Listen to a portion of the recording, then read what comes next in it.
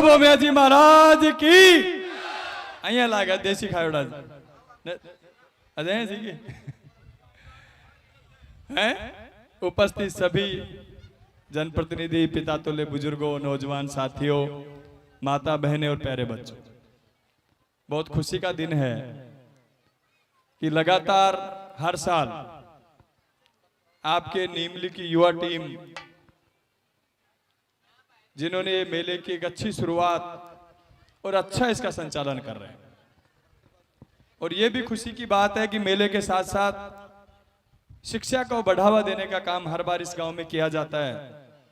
प्रतिभा सम्मान समारोह, अरे भोमे बाबा की कृपा है कि जब भी मैं जिस मेले में आता हूं तो हर बार 2-4 छोरा नया नौकरी लागूड़ा मिलेंगे, हर बार नीमली। और 1 महीने की तनख्वाह शुरू में शायद भोमे बाबा के देते हैं, जहां तक मुझे नॉलेज। सही है ना बात? तो कितनी अच्छी बात कि सारे नौजवानों की इतनी लगन है और भोमिया बाबा भी इनकी सुन रहे हैं। अगर सही बात करें तो एक पहाड़ के पास में इंटीरियर में जो पिछड़ा हुआ गांव था, लेकिन पहले वाली पीढ़ी ने जो शुरुआत की, आने वाली पीढ़ियों ने उसको तेज गति के साथ बढ़ाया। हर घर में गवर्नमेंट सर्वेंट हो गया नीमली में, ऐसा कोई घर नहीं बचा जिसमें गवर्नमेंट सर्वेंट नहीं हो। तो ये आपके लिए प्रोग्रेस की एक अच्छी बात है। मैं सभी नौजवानों को धन्यवाद देता हूं, सभी बुजुर्गों को धन्यवाद देता हूं कि आपने एक अच्छी शुरुआत की और उस शुरुआत को आपके नौजवानों ने आगे बढ़ाया। मैं भी लगातार 5-7 साल से इस मेले में आता हूं, चुनाव से पहले भी आ रहा था, चुनाव के बाद भी लगातार आ रहा हूं। खूब आशीर्वाद आप सब लोगों ने मुझे दिया और सच में 5 साल का पता ही नहीं चला कैसे निकल गए। आप तो यूं लगता है जैसे कल परसों चुनाव हुआ हो और फिर चुनाव आ गया दूसरा। लेकिन मैंने भी आप सब लोगों के सहयोग और आशीर्वाद से इस 5 साल में प्रयास किया कि जितना अच्छा और बेहतर इस क्षेत्र के लिए मैं कर सकूं उतना मेरे लिए कम है। क्योंकि जिस गति के साथ आपने मुझे वोट दिया, एक साधारण परिवार से निकला हुआ आदमी जिसका कोई राजनीतिक और आर्थिक बैकग्राउंड नहीं हो, आप सब ने अपनी जेब से पैसा लगा के, खर्च करके, रात दिन मेहनत करके चुनाव में और मुझे चुनाव जिताने का काम किया। और मैंने भी प्रयास किया 5 साल। अब मैंने काम क्या किया मुझे बताने की जरूरत नहीं, क्योंकि एक भी काम ऐसा नहीं है जो ग्राउंड पे नहीं उतरा हो, सारे काम ग्राउंड पे हैं। अब पिछले 1.5 साल से शंकर जी की पोस्टिंग सरूंड हो गई, तो मुझे लगता था यार गांव में का घूम करके आना पड़ता है इनको, तो सरूंड से सीधो रोड गाल दियो नीमली। बोलो गालो कौन गालो? अभी का टेंडर होगा, जल्दी काम शुरू हो जाएगा। बताओ शंकर जी, मैं क्या पावटा और हाईवे मार आओ जा, परेशान हो जा, तो सरूंड से सीधी गाल दिन रोड। फिर राम कुमार जी ने लगा दियो प्राग पर, मगर यार जो आता हो तो दुख पाओ तो सीधो स्टेट हाईवे गाल दियो नीमली। बताओ गालो कौन गालो? तो सारे फिर 5-7 सुभाष और विराटनगर जाया जा, तो आतेला से डरता है दुख पाओ जा, तो देखो 4 लेन बना दिया आतेला तक, ऐ लाग जाने को शहर में जा रहा हूं आगे। आज कोई नीमली में जिधर से भी आएगा आप बताओ, आतेला स्टैंड से आए तो आतेला स्टैंड, पीपली स्टैंड से लेके आतेला तक 4 लेन। ठीक है, आप सरूंड से आओ सीधा MDR रोड आपके, आप बालाजी मोड़ से आओ सीधा स्टेट हाईवे आपके इलाके।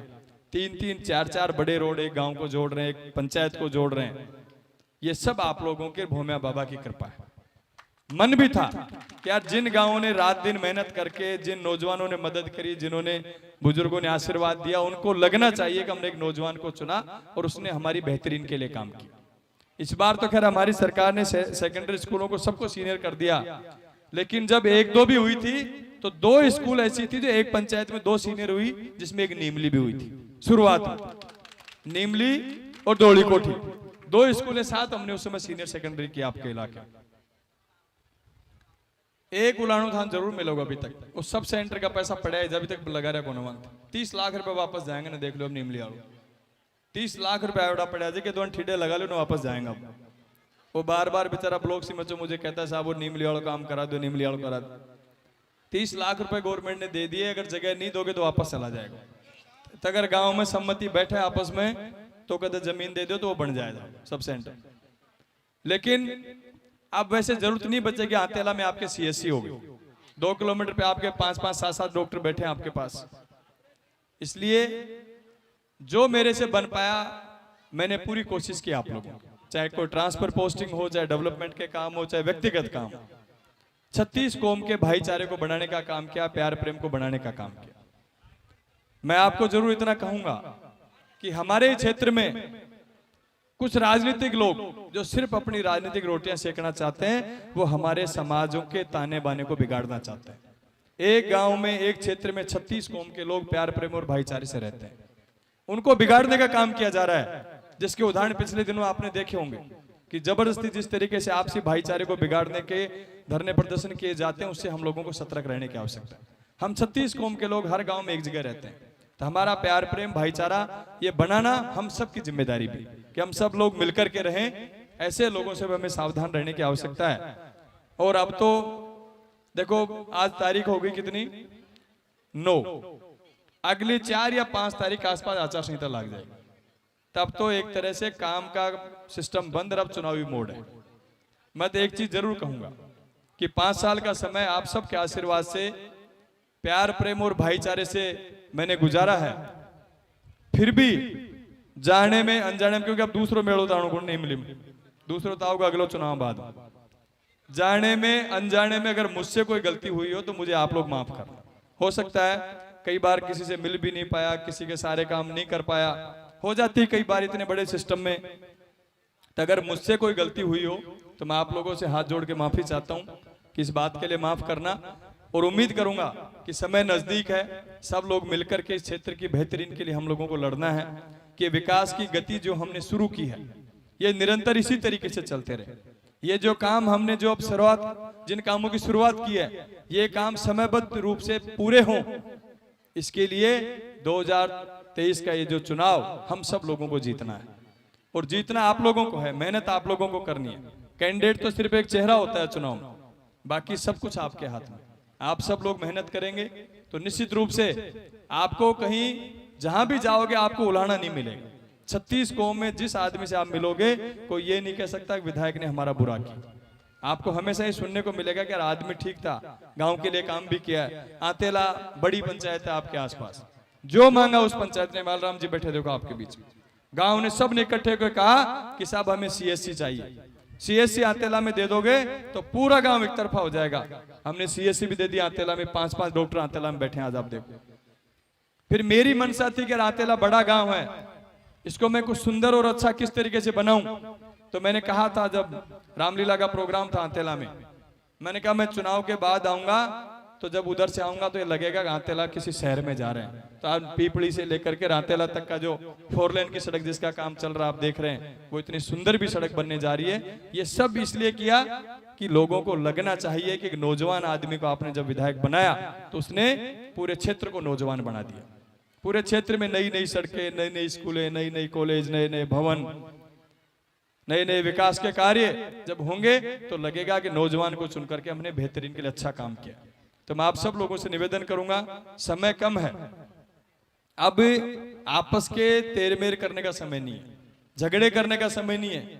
मेरी कोई गलती हुई हो तो मैं मानता हूं, तो मेरे को कान में बता देना चुपचाप कि ये गलती है, इसको ठीक कर लो। एक चीज सीख लो, अब बढ़ाई तो करो हर जगह बैठ स्टैंड पर, और कमी हो जिन कान में बताओ चुपचाप आर्गेनिक या कमी जिन ठीक करो। अब हम कई बार क्या उल्टा कर देते हैं, जोशीले रहते हैं, कमी तो बता देता चौड़ा मर, फिर कहते यार काम तो ठीक करो दो।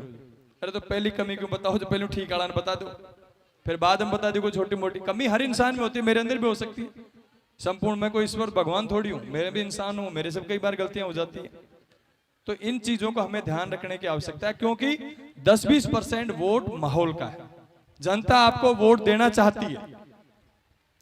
हमारी पार्टी ने और हम सब लोगों ने मिलकर जनता की बेहतरीन के लिए काम किया है। 25 लाख रुपए तक का इलाज फ्री कर दिया, बुजुर्गों की पेंशन बढ़ा दी, गैस सिलेंडर 500 का कर दिया, 100 यूनिट बिजली फ्री कर दी। कोई बाकी नहीं छोड़ा काम जनता के लिए, क्षेत्र के लिए कोई काम बाकी नहीं छोड़ा, जनता के लिए कोई काम बाकी नहीं छोड़ा।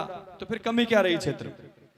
विपक्ष से भी लास्ट में कई बार 1-2 जने इंटरव्यू लेने आते हैं, पत्रकार तो मेरे से मिलते हैं बाद में, तो इंटरव्यू के बाद मैं उनसे पूछता हूं बता भाई क्या स्थिति है, तो कह रहे साहब माइक पे तो बोलते हैं खिलाफ बीजेपी वाले, और माइक हटते कहते हैं यार आदमी तो ठीक से काम तो खूब करे, लेकिन मजबूरी है खिलाफ बोल। अभी मैं जब गाड़ी में आ रहा था तो एक हमारे एक नेता का इंटरव्यू सुनता रहा था किसी पत्रकार का, तो उसने कहा साहब आप, पत्रकार ने पूछा कि आपके क्षेत्र में काम तो बहुत है। बोले हाँ काम तो हमारे राजस्थान के मुख्यमंत्री जी ने खूब काम दिया है, खूब विकास के काम किए हैं, ये किया वो किया। बोले अच्छी बात। बोले साहब लोग विधायक के लिए भी कहते हैं कि विधायक ने काम किया। बोले विकास तो एक सतत प्रक्रिया है, उसमें विधायक ने क्या कर दिया फिर विधायक के भैंस चराओगे थे, क्या काम कराओगे भाई? विकास तो सतत प्रक्रिया है, जो काम हो रहे हैं वो तो ऊपर से हो रहे हैं, फिर विधायक आप बन के क्या कर लोगे? बन के बताओ, विधायक को भैंस चराओ काम करोगे? बताओ क्या काम करोगे? लेकिन अब उनके पास बोलने के लिए जगह नहीं है, तब वो बात को घुमा फिरा के करना चाहते हैं, क्योंकि खुद ने समय रहते संभाला नहीं काम को। अब जब कोई अच्छा करना चाहता है तो उसका पीछा करना चाहता है। ऐसे लोगों से हमें सावधान रहने की आवश्यकता है। आप सब लोग इस प्यार प्रेम को, इस भाईचारे को बनाए रखो, आपस में मिलजुल के रहो, शांति से प्यार प्रेम सबका बना रहे, ऐसे मैं भूमिया बाबा से प्रार्थना करता हूं। और समय नजदीक है, अब इसको मजबूती से समय का उपयोग करते हुए मैं आगे बढ़ने का काम करना है। बहुत बहुत धन्यवाद। बोलो भूमिया बाबा की। बहुत धन्यवाद। एमएलए साहब ने अपने मुखारबिंद से हम सब लोगों को संबोधित किया। एक बार पुनः विधायक साहब को तालियों से स्वागत और सम्मान। जिस तरीके से इन्होंने बखूबी से विकास की गति को आगे बढ़ाने का काम किया है। एमएलए साहब, इस भूमिया महाराज की धरती पर हम विश्वास दिलाते हैं कि हम लोग तन मन और धन से आप लोगों की मदद करेंगे, बिना कहीं दलगत राजनीति से उठ करके, क्योंकि आपने दलगत राजनीति को छोड़ करके जिस तरीके से काम किया है, हम भी उस भावना से इस भूमिया महाराज जी के सब लोग प्रण लेते हैं कि आपकी हम पूरी मदद करेंगे। मैं आग्रह करता हूं कि पारितोषिक वितरण के लिए कि प्रतिभावान छात्र छात्राओं को आदरणीय एमएलए साहब पारितोषिक वितरण करेंगे, उनका सहयोग करेंगे। आदरणीय हरफूल जी हैं, मालीराम जी हैं, आए मैं देख आ जाओ।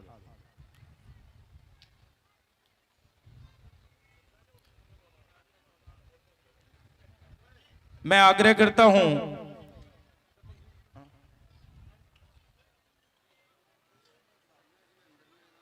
रोको।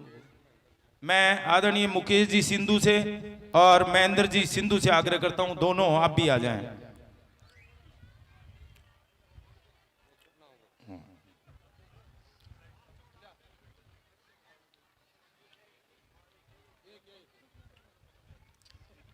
मैं जिन बच्चों का नाम बोलूं, यदि वो बच्चे नहीं हैं तो उनके परिवार के गार्जियन आ जाएं और पारितोषिक ले जाएं।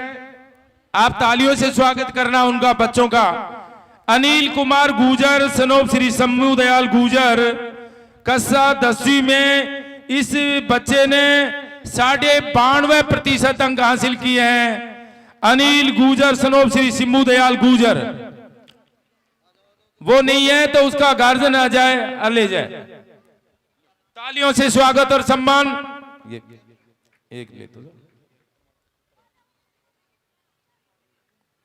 रीना गुजर, डॉटर ऑफ भीवाराम गुजर, 10वीं में है ये बच्ची, 85% अंक हासिल किए हैं।